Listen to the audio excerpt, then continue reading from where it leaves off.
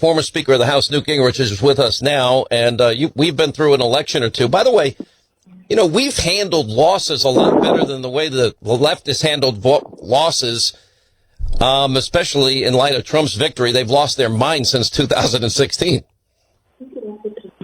Well, that's true, and I think that they're a lot more desperate than I can remember us ever being, because they're watching their world gradually start to disappear as the president passes deregulation, appoints fabulous conservative judges, gets the economy growing so people don't need food stamps and welfare.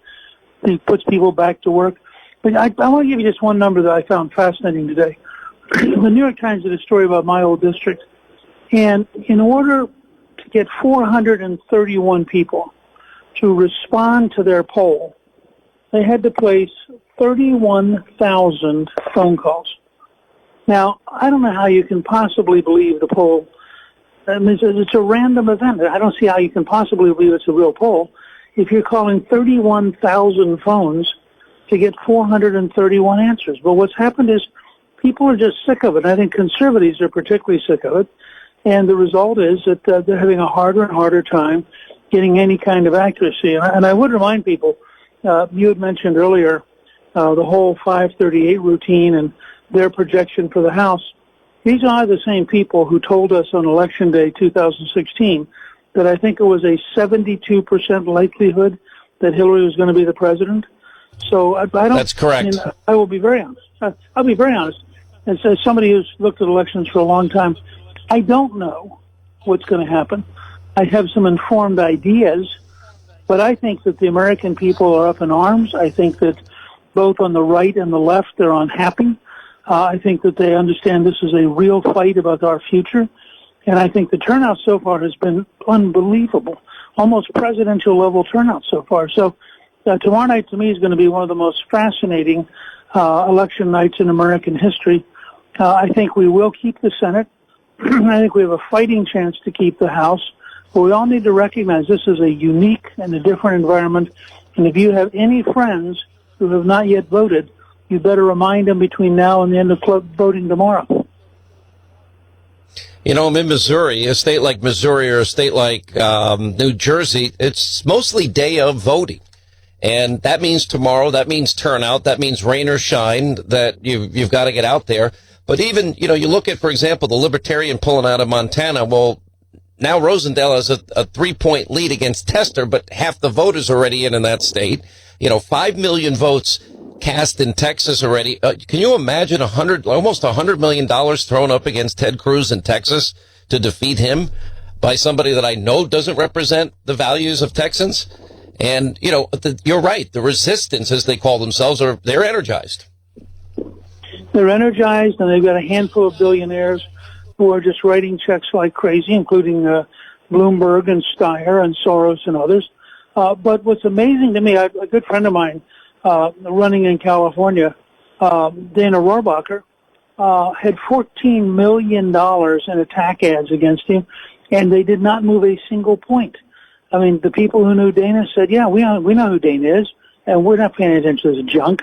And so after $14 million, he's still ahead, I think, by 5 or 6, which is both a great tribute to Dana, but also a sign of what's happening around the country as people get more sophisticated. In Texas, I keep watching the left just get so excited.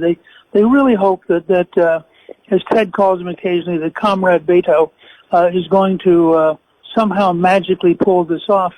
But I doubt very much if Beto O'Rourke is going to come anywhere close to winning.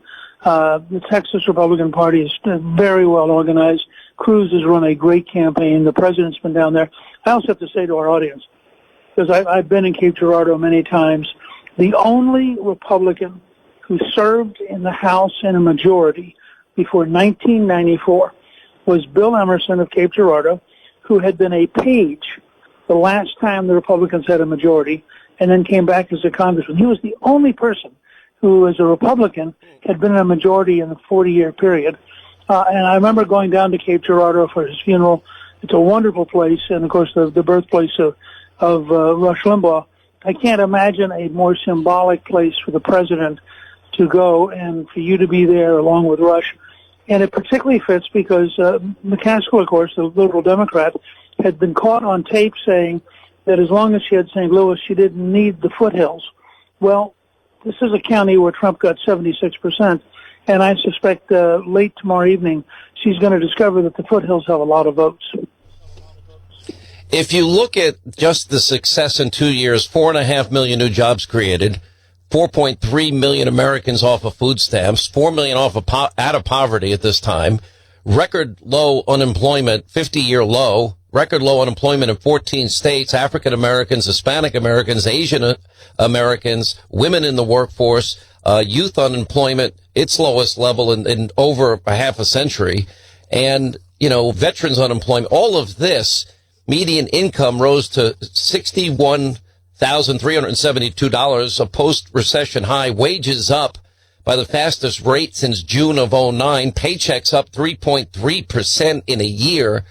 And, things are flourishing. I don't know how big a factor that's going to be. And then we can add Jerusalem as the capital. No more cash going to mullahs in Iran. Little rocket man isn't firing missiles over Japan every other day. Well, I think all those things have an impact, and I think that the economy in particular and the fact that President Trump's economic approach is clearly working. I would say to all of our liberal friends, if you really care about African Americans, shouldn't you be in favor of Trump's policy that has produced the lowest unemployment rate in the African American community? I'd say the same to the Latino liberals. I mean, shouldn't you be in favor of a policy that's produced the lowest Latino unemployment rate in history? All these things are moving in the right direction. I think they're part of why, despite enormous amount of money being spent by the left, we haven't faced a blue wave, we've faced a green wave of just an enormous amount of money being spent. And I think the economy is part of what has, frankly, propped us up, because people look at it and they go, hey, this is really working. Why would I vote no? Yeah. Well, I mean, look at this. 9 in 10 American workers see an increase in their paychecks. It's the largest tax cut in American history. It's, more than $5.5 trillion in gross tax cuts. 60% of that money went straight to families. The rest went to small businesses and family farms, etc. Obviously conservatism works, but people's memories often are short, and that's frustrating to me. Watching Obama this weekend take credit for the good economy and try to use healthcare as the wedge issue in the closing argument for Democrats. I'm like, did we already forget about keep your doctor, keep your plan, pay less, and everyone lost doctors and plans, and some people only have one choice, and everybody paid more? Didn't you think he looked sort of sad and like he was off his Yes. stride all weekend? I mean, I was Very much. A couple of times he was sort of stopping and trying to remember what was it he was going to say. And, I don't know whether he's that rattled by President Trump or he's just out of condition as a political figure. But I thought he was dramatically less effective than he used to be.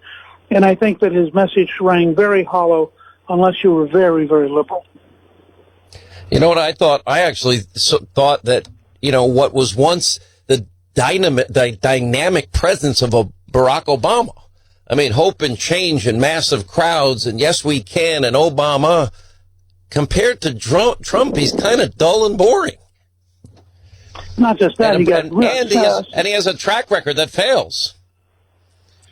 And somebody told me today that he had like 1,000 people in Miami, where the president's out getting 10, 20, 30, and I believe in Macon, Georgia, he had 50,000 people. And by comparison, Obama's running around with 1,000 people. I mean, it's a pretty remarkable contrast. Well, what do you think? I know this is hard to say. I mean, I look at these, I can't really tell what's going to happen tomorrow.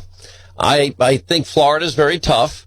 I think that Marsha Blackburn should win in Tennessee. I believe that this state of Missouri is crucial, and Josh Hawley's run an amazing campaign. He should win.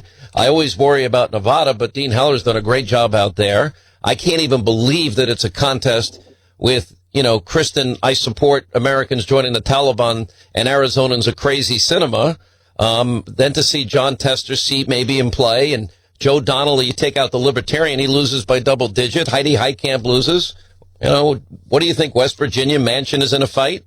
New Jersey might be in play. Who knows? Look, I mean, as long as we remember that none of us actually know until the votes come in, because polling just isn't that good anymore. I would say my gut tells me that we're at 54 plus in the Senate, that we end up somewhere above 54 Senate seats. And my gut tells me that we are literally in a dogfight. And one of the great stories, which you played part of, was helping John Cox run for governor in California. And as a result, the California Republican Party is energized.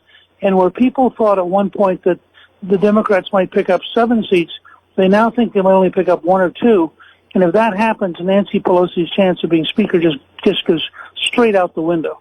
So they're very interesting, positive things. In Minnesota, we're going to certainly gain 1 Democratic seat. We may gain 2 or more Democratic seats in Minnesota. So I look around. I think we're somewhere between narrowly losing the House and narrowly keeping the House. And I don't think anybody has accurate information right now as to which is more likely. All right, Mr. Speaker, we will have you back on after the elections tomorrow